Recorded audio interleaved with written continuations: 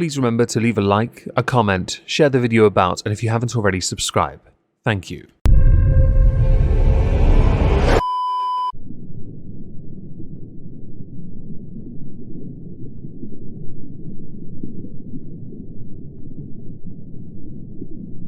Well, isn't this just fantastic?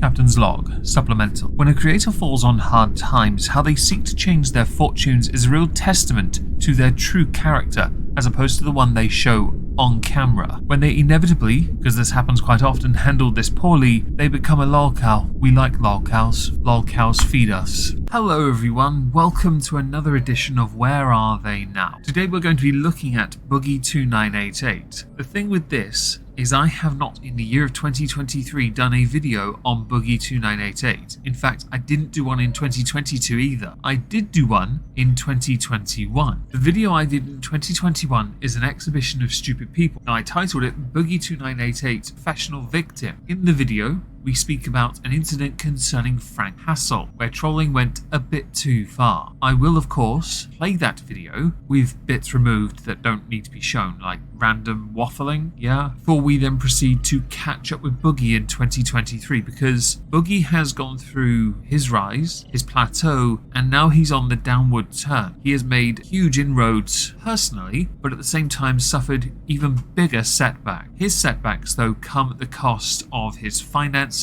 and at the cost of his channel, where he is suffering from diminishing returns every single month. So to 2021, I'll play the exhibition of stupid people. If you don't want to watch it, I'll put a timestamp at the top so we can skip ahead. For those who don't know who Boogie is, he is a long-time veteran of the site. His channel has, over the many years, started to be in a bit of a decline. But that is because of a number of issues that comes from the content he makes on YouTube and of course his activities on sites like Twitch and Twitter. BOOGIE2988 does a lot of commentary content around video games, social issues, mental health awareness, and as many would remember, his rather amusing skits featuring the character of Francis, the reductio ad absurdum of what people think he's supposed to be. He comes across as a nice guy, but he's not. I've watched you for several years. You're not. Your behaviour on live streams would contradict the very behaviours you put forward as a character. It is cliché at this moment in time. I mentioned that Boogie has been in a steady decline because of issues. One of the more notable ones is the fact that he is known for taking bait from almost every single troll that has trolled him. It is quite a sad state of affairs when you can't see a joke or take a joke. One must, even in your vaunted position, be able to learn to take a little criticism, even if it has an air of sarcasm to it. Boogie's also well known for his weight loss journey. He has slipped once or twice, but he has stayed true to it and is living a much better life than he was a few years ago. He has discussed this at great length on his channel, and has shown just how far he's come from being somebody who was almost bedbound to somebody that can walk a considerable amount now. You should be proud of that. You shouldn't be proud of what recently happened though, so we should probably jump into that. And I'm going to insert a disclaimer here. I fully support anyone's right to defend their property. There is never going to be a but statement to that. I want to put that there now because I know somebody's going to say, "You're English, you don't get it because you're about to say something about guns."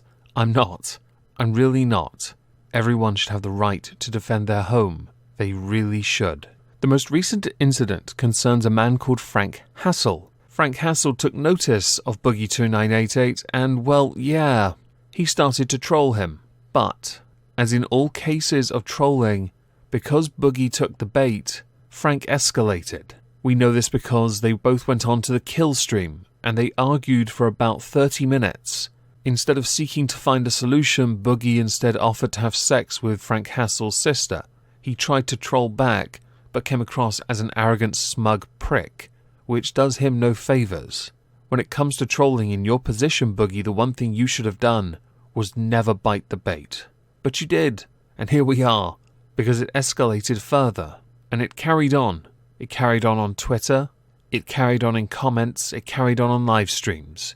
Because of Frank Hassel's past of IRL trolling, which, honestly, while hilarious, I can understand why many would find frustrating, Frank suggested he'd go and do it to Boogie. Yes, that was well received, with Boogie offering to terminate Frank Hassel's life and take pleasure in doing it. That came from an interview with Keemstar, which featured both Frank Hassel and BOOGIE2988. I'll be honest, it's not a good look for anyone. Granted, one has their ability to defend themselves, but online you really don't want to be saying things like this. Because with a lot of trolls, they want to call it out, they want to push it, and see if you actually have the balls to back it up. It is worth noting now, Keemstar didn't make that interview public because Boogie threatened to end someone's life. But I will link the relevant video in the description down below so you can hear someone acting like a cocky psycho.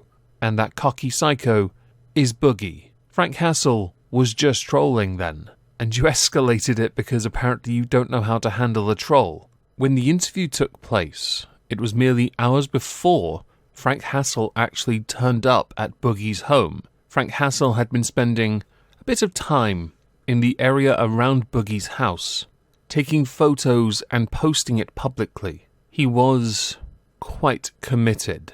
Keemstar believes that Boogie's mental health is not all there, which is why in the interview with Frank Hassel, he was so almost deranged. I'm inclined to believe that Boogie's mental health was in fact a contributing factor in this whole incident, because he got a bit more, let's say, earlier mentioned deranged, the more Frank poked, which led to Frank turning up at Boogie's home. I will not show that clip, nor will I show what Boogie did. So Frank turns up at Boogie's home, and after a bit of time, which Boogie catalogues in a video, putting his dog away I believe, he goes outside, and he points a pew-pew thingamajiggy at Frank Hassel, which has become one of the biggest memes of this year, certainly on par with all the quarantine memes that I saw. After a little more discussion, Frank leaves. The moment this became real life, i.e. not on the computer, it did cross a line. And it's a very important line. If you know where someone lives, a creator, you shouldn't be going to their home. At no point in video form did I provide an update to that story, and I'm instead going to use a Bo Black's video to do that. I'll link his full video down below. Open fire!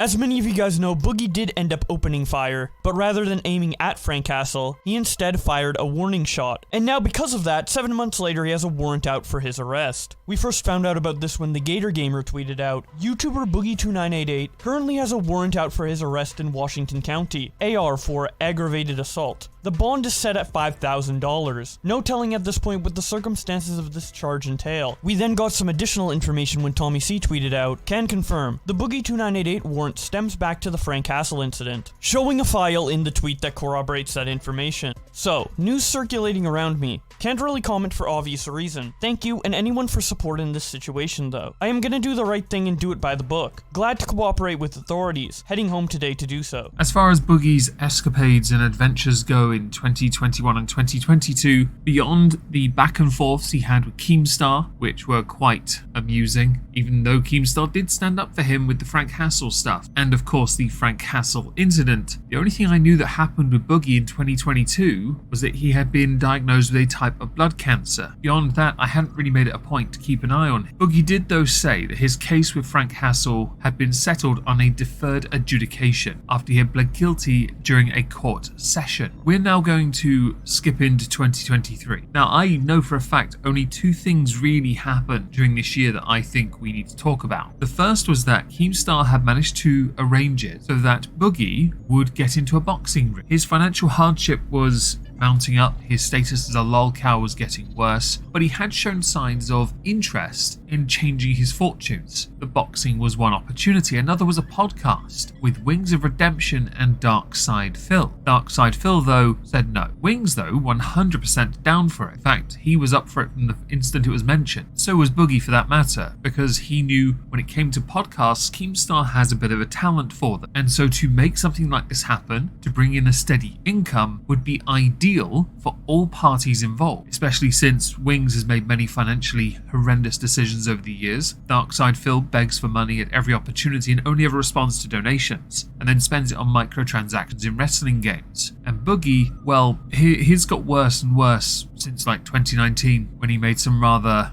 crappy comments comparing trolls to criminals and said at least the criminals had conviction and beliefs. So in 2023, on May the 13th at the Wembley Arena in London, Wings of Redemption and Boogie2988 got in a ring. Now this one I watched, and I will admit I was very impressed. Firstly, the fact that both men got into that ring considering their size. The fact they were willing to do this, even though it can be argued to be nothing more than a circus act, a level of confidence that should be applauded for both Boogie and Wings. And while it wasn't a spectacle, it can be argued Wings showed something that Boogie did not possess. A demonstration of agility and willingness to let his hands go. Boogie took the punches, he didn't go down, but he didn't really know how to throw back. So he lost in round 2, 29 seconds left of the round. The referee stopped, as he should have, because I do not believe Boogie had managed to connect a single solid punch on Wings, whereas Wings, even though he also at times looked clumsy, did manage to land punches on Boogie. The response to this was also catalogued by Boblanks, and that is again where we're going to head. And yes, of course, I will link this video down below as well. Overweight YouTubers Boogie2988 and Wings of Redemption did the impossible and got into a ring to face each other in one of the most physically demanding sports out there, boxing. This match was an absolute spectacle to watch. I loved every bit of it, and despite Boogie2988 losing his match to Wings of Redemption, a lot of people still saw it as an absolute W for him for being able to even step into the ring, considering how unhealthy he has been in the past. There's so much positive feedback, in fact, that his name started trending on Twitter. After the fight, Boogie tweeted out, "Credit where it's due. Wings of Redemption best my ass. I'm so proud of him. He truly is getting his redemption, and I am glad to be part of it. He was more prepared tonight, but I ain't done getting better. See you soon, Jordy. People out there who want to revel in my loss, I will allow it. But honestly, I couldn't be prouder. From a wheelchair to standing in a ring, and when I lost, I was still standing." Boogie then tweets out, "To all the people who said over the years I needed my ass beat, we square now or what?" Skull Hyde responds to Boogie by saying, "Whatever you do, Boogie, do not make a video apologizing for your performance." Boogie responds, "Not a chance." Boogie then tweets out, "Alright, last tweet for the day. Gonna go lie down. My face hurts. My muscles are cramping all over. My pants fell down and I lost my first boxing match. But I am in London. I fought, I survived. I stood through it, then walked back to my hotel. Best day of my life." Bob responds by saying,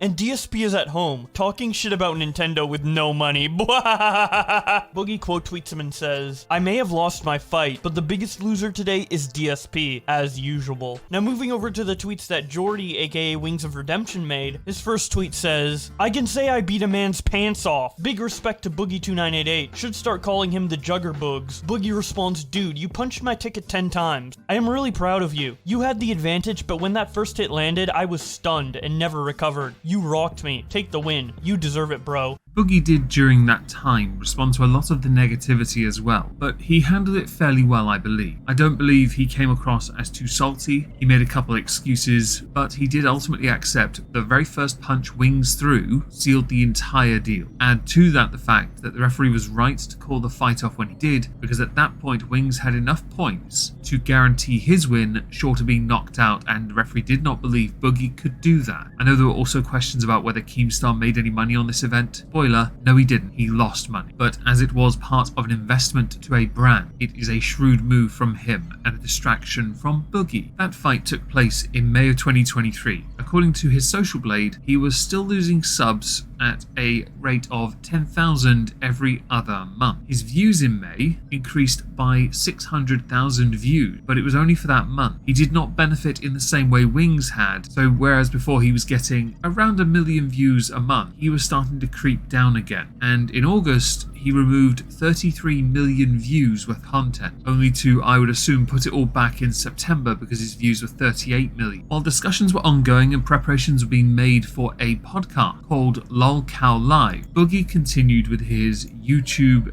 experience thing. Doodah, yes? And doing that meant accepting a few defeats here. Firstly, he had said in the past some rather spicy things concerning trolls on platforms like Twitch. He is still active on Twitch, he has a sizable following there, but when it comes to viewership, that seems to fluctuate a fair bit. Views being fairly reasonable, but on platforms like Twitch, he has been losing followers for quite some time as well. So it's all well and good keeping your audience, but you're not growing, which does harm your brand significantly. But credit where it is due, Boogie is persevering on Twitch and on YouTube. On YouTube, he uploads daily, in fact, but the style of the content he produces now does not bring in the attention he used to get, where he in the past did a lot of gaming commentary. He did also cover YouTube drama, but he always came across as very middle of the road, not too controversial and kind, something which we now know is a bit more of a character like Francis. The content he produces now features his girlfriend a fair bit, some vlogs, talking about failed weight loss surgeries, and promoting a documentary, which we'll speak of soon. There is much in the way of criticism when it comes to the relationship Boogie has with his partner, considering the age gap. It does not help when that person features in the documentary and people believe that this lends credence to the belief that she is his live-in carer. As the months wore on of this year, it became more and more apparent the motivations for example, the documentary to try and boost the attention to help Boogie change his fortunes. And I use the word fortunes because that well has dried up. Boogie had made some rather bad investment. Others would invest in property, others would invest in precious metal, alcohols that are limited edition. Boogie invested in cryptocurrency, and instead of doing the smart move with the money he did have and paying off his mortgage, he invested it in crypto and it went under. He lost everything. This is one of the reasons I believed he took the fight with Wings in the first place, because he desperately needed it, and it was why I believe he agreed to do the podcast, which we'll speak of as well in a moment, because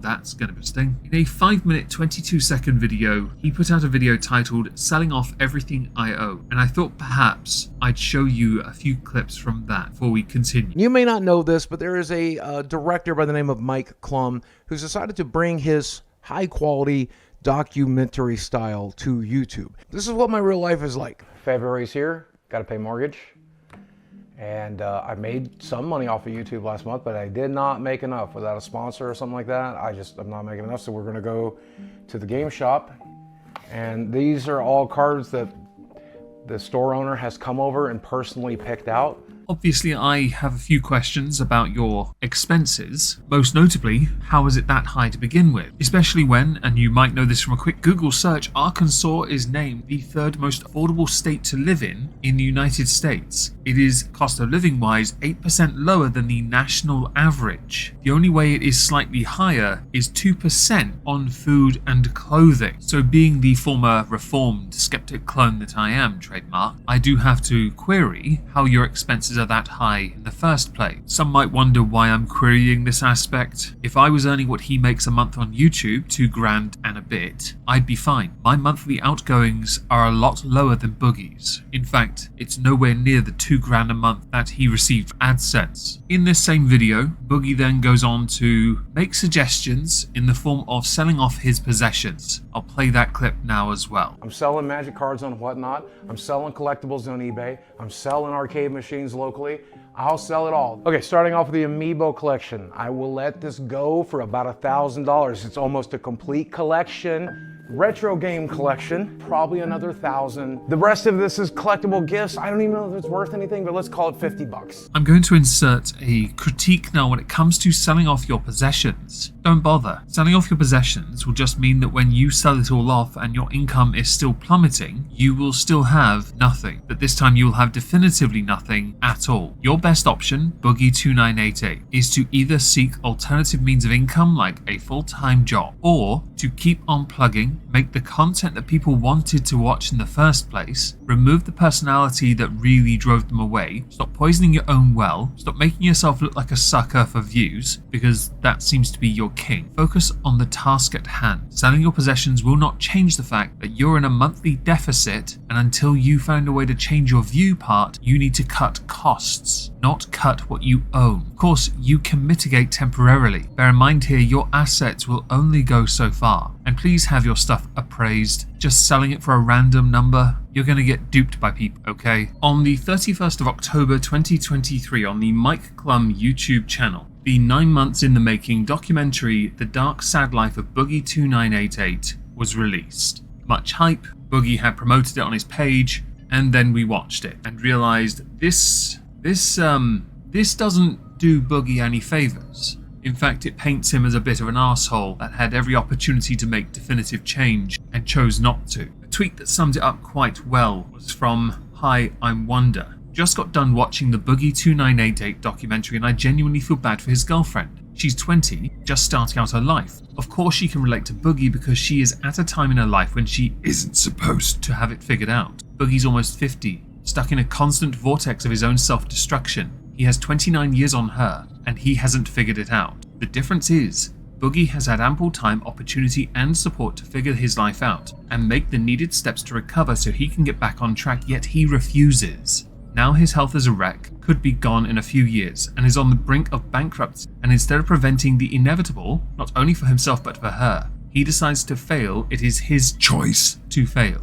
And so here is this girl who clearly has good intentions with a rough upbringing making constant selfless acts for the man who thrives in selfishness. I don't know, man, it's just really messed up. She deserves to be out being young and figuring life out in a healthy way, not being stuck in a romantic hospice situation. Something it also showed was what happens to someone who goes from being the 2016 Gamer of the Year, having it all, blowing it on hookers, a Tesla, down payment of course, blowing it on crypto and lots of really bad investments, to be in the twilight of YouTube stardom and not having an exit plan, not having something to fall back onto, not having something to explore on the side to help, to mitigate, to make things easier. The documentary also raised awareness with that relationship into something called trauma bonding, because that's how they originally got together. In truth, I don't particularly care about the age gap aspect, but it does play a rather important part in it. My personal interest, or lack thereof, is redundant. Right at the start, when it came to financial goings-on,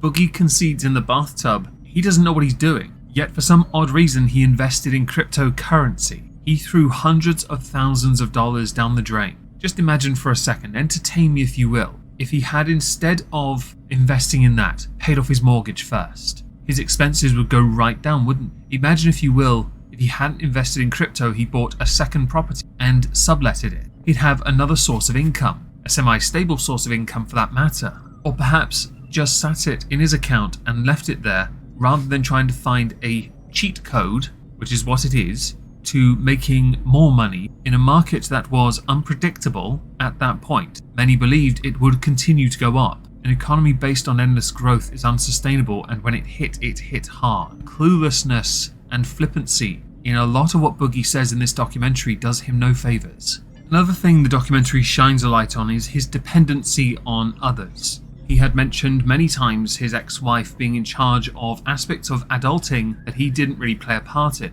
And now because of his lack of knowledge, yes, he lost $600,000 in crypto. The documentary also went through his dark sense of humor, which personally I take no issue with, because jokes are jokes. But it also showed his annual income, going down from 2018 $498,000 a year to 2022 $26,000, which is a huge drop. And of course, that shows how far someone has fallen, either because of what they've said, the change in content, the change to YouTube, for example, the landscape. In the case of Boogie, it all went down the moment his divorce happened. The moment he started getting called out by Keemstar and many other creators because of crappy things he was doing on Twitch, on YouTube, and on Twitter. On Twitter, he was his own worst enemy. He blew vast sums of that money not only on crypto, but on prostitutes as well. Something which I believe he'd spoken about on a H3 podcast episode, back when that was, I'd say, better. Throughout the documentary as well, we get a bit more of an in-depth look at Boogie's struggles with his weight.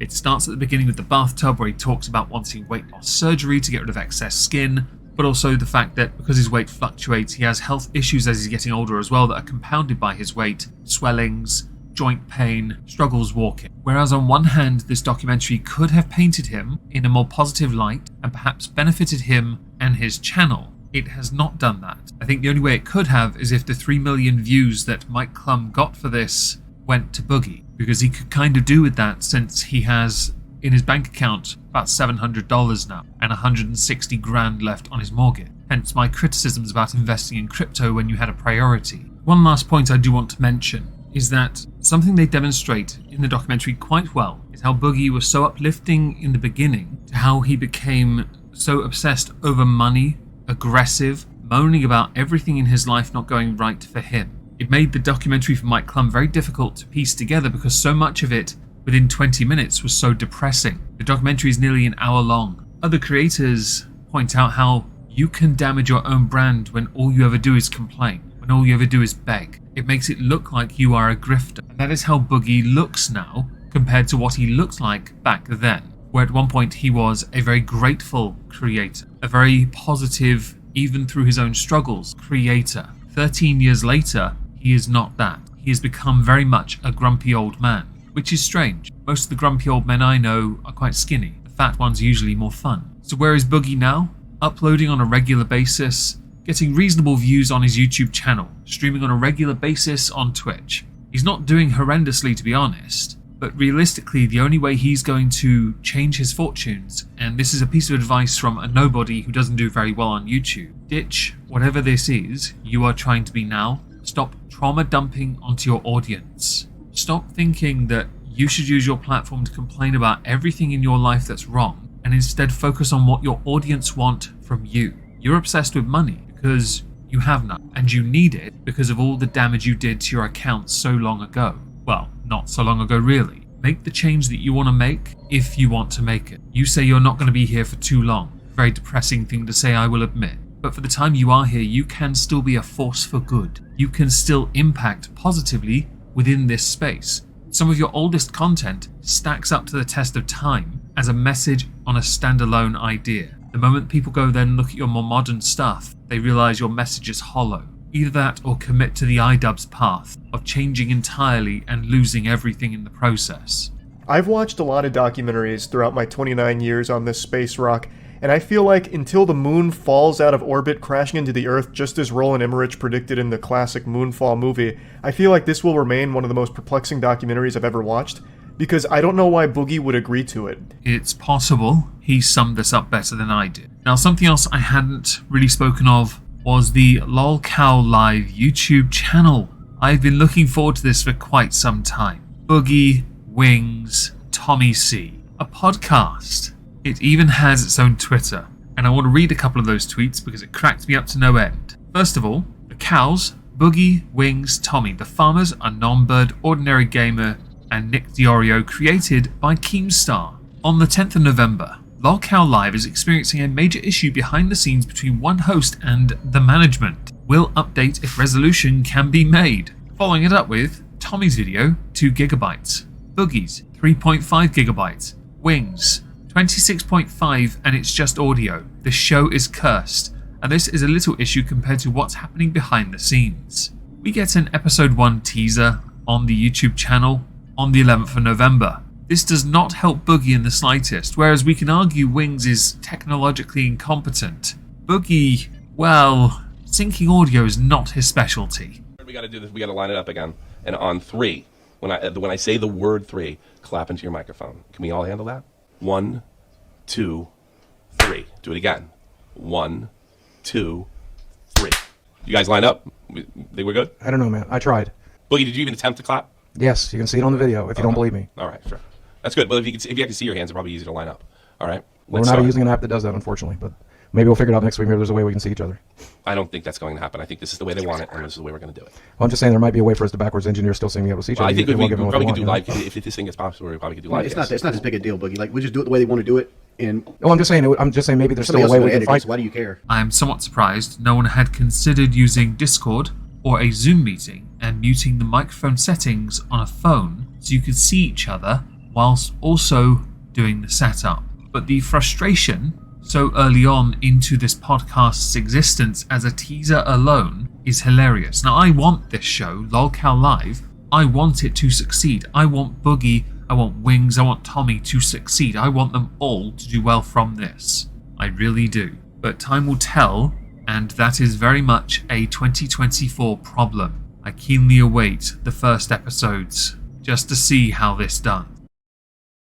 Hi everyone, Future Meg here. I'm having to re-upload this even though it took forever to get it through YouTube's monetization because I uploaded it 2 weeks before December and things happen. Firstly, there were 2 separate This Week at Twitters where Boogie features. I'm going to play those now. We're going to talk about LolCal Live. There's been much in the way of controversy because of Boogie, but also originally they had been trying to get Darkside Phil to be on the show with Wings and Boogie. It would have been a great show, but Darkside Phil doesn't know how to make a good decision. He's too busy begging his audience for donations so that he can then use it on microtransactions for skins in video games that he doesn't do very well in. I'd argue he's one of the worst video game players I've ever seen in my life. Keemstar tweeted, DSP will not like what we have planned for him on LolCal Live. I spoke to her and she's coming on Phil. Later on tweeting, Phil is mad because we did the LolCal podcast without him because DSP had blocked Keemstar. Which on the face of it is quite amusing. You had every chance to go on. But DSP's not the only person making poor decisions when it comes to LolCal Live. Although,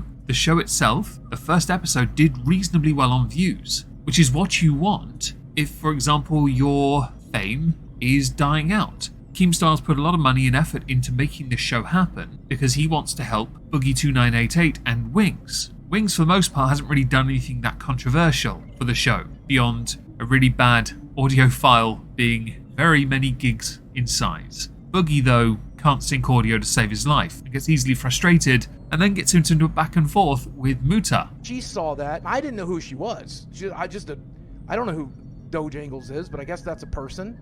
And so she was like, oh my God, you snake, you piece of shit and whatever. And so like Mutahar messaged me and he's like, hey, look, I'm being really nice to you right now. And I've agreed, I'm not going to make a video about you because I wouldn't want a 10 out of 10 video on my channel anyway. He then, under the advice of Keemstar of not discussing it, goes onto somebody else's channel to discuss it when he should have saved it for the LolCal Live show. Which he's right. Keemstar's 100% right, and Keemstar loses his shit with Boogie, which leads to a video. Obviously, I am going to now play that video. I will, because YouTube are quite sensitive to profanity, bleep out every single one of them and see how many complete sentences Keemstar can say. Context is key, folks, because there's a consequence to this one and it tickled me to no end. I need you to fuck off. Like, seriously, fuck off. I need you to get on your fucking hands and knees, have your girlfriend fucking film you and say, I'm sorry, Keemstar, I'm sorry, Jordy, I'm sorry, fucking Tommy C, Nicholas Diorio, Muta, fucking Tom, everybody that's even fucking cared about the LolCal podcast. I'm such a selfish attention fucking retard that I want attention. I want to be in conversation so bad that I gave the entire storyline of what's been happening on episode 1 to fucking Review Tech USA because I'm so thirsty to talk to someone. I'm that big of a fucking loser. Make that video, you piece of shit. I'm sorry, Tommy C. I'm sorry, Daddy Keemstar. I'm sorry, Nicholas Di Fiorio. I don't know how to pronounce him. I'm sorry, Jordy. I'm fucking sorry. It was fucking stupid of me to go on Rich's fucking show and give away the fucking storyline. I'm a fucking attention hog piece of shit. It was fucking stupid. I should have left the moment Muta came on. I'm fucking stupid. I'm fucking sorry. I understand your decision. I'll hand over any passwords you need, wherever you want. Sorry.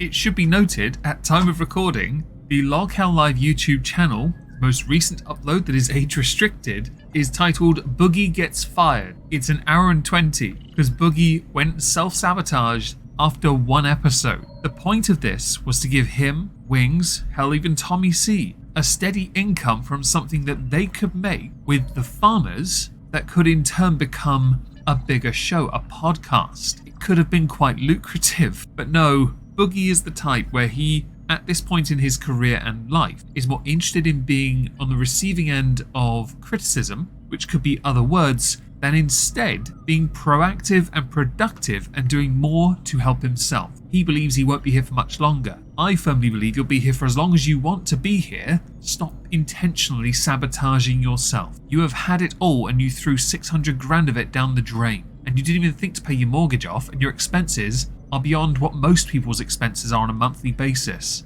and I have no earthly idea why they're so high, and how you can be so close to 50 and so irresponsible at the same time. So next, let's go to some TikTok trends that really should never have existed. While I can fully understand Shrek is love, Shrek is life, and I'm certain many people would love to have Shrek's onion gravy deep within them, the kissing trend thing filter, yeah, not a fan. I'm gonna play 2 videos. I'm not okay. No, this is the first video.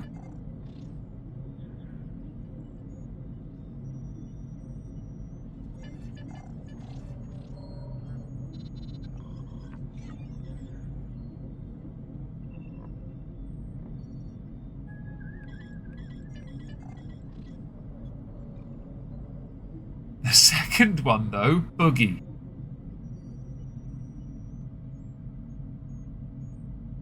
Fam, if that's your kissing game, it is wee. I'm not gonna judge. Not gonna judge. He made out with Shrek. Enough, really, isn't it? Have I played this long enough now? Do you want to suffer some more? Would you like more of this? This is a trend that no. Also, I get how perhaps Boogie doesn't mind being the butt of many jokes. You're still getting mocked on the LolCal podcast. You might want to consider, I don't know, focusing on content creation in the best months of the year to pay your mortgage. How about that? That might do some good. Knuckle down and smash it. Make some bread. How about that? The Shrek thing was creepy. And it's interesting, kind of foreshadowing as well, that I mention him focusing on making content. He has been doing that. But he's also been featuring on the LolCal Live podcast. He's even done some videos for them because they got a paid sponsorship. Ho, ho, ho, ho. Now what do you want for Christmas, little girl? I want a computer for Meta PCs. Ho, ho, ho. Well, they've got such great deals, Santa could get that for you in a snap. Oh, it's a little Christmas miracle. Because Boogie has roasted Dark Side Phil. I've tried to watch Phil's show. You know, the only thing that Phil's show does, it bores me to sleep to begin with. Nobody's better than me, and I ain't no better than nobody. Okay, I learned that in Head Start. That was 4th grade. We learned that in 4th grade, okay? We're all just people trying to make it work, Phil. All right? By the way, Phil, this is my message directly to you, Phil, and I want to make it abundantly clear. You don't think you're part of this podcast, right? Except every episode we've uploaded, you've talked about it. All right? You've talked about it. You've tweeted about it. And guess what? I'm going to bring you up in every single episode from here on out. We're going to have a segment where I talk about how you e-begged this week, about the stupid shit you said about me, about Wings, about Tommy, about the show. I'm going to make sure, and I know, Phil, look at me when I tell you this. You're going to respond every single time. I know you will. And because Wings called Boogie's girlfriend homosexual. How old is your girlfriend? 20. 20. Okay. She's when an I adult. was, I will send you her ID, Tommy. No, let's not do that. Let's not do that. Not. I've been getting a lot of hell dating a 20-year-old girl because I'm a 49-year-old man. I get it. I understand it's creepy and it's weird. Hell, if I was dating anybody, it's creepy and weird because I'm involved. I get that, okay? She's on the autism spectrum. I'm on the autism spectrum. So we like get along in homosexual. that. A little bit what? Homosexual. I don't know what the hell's homosexual, Jordan. It's like when you get into a relationship just to have a place to live. Oh my God, she lived on a big farm back home with her animals and her family. She was very happy there. I don't know how to respond to Wings' remark because that one cracked me up the most. But it is interesting to see that things have very quickly changed around for Boogie in that respect. His active involvement in the LolCal Live podcast, retweeting all of their tweets and promotions. He's very involved, and I think going into 2024, if he's still a part of it, there is still a chance he can actually do some good with it. They do need to get Darkside Phil on though, and maybe even Chris Chan. Not at the same time though, don't blow your load all at once. But definitely get Phil, because while you two desperately need him so you can stop shopping at Walmart, he needs you so he can pay for his microtransactions.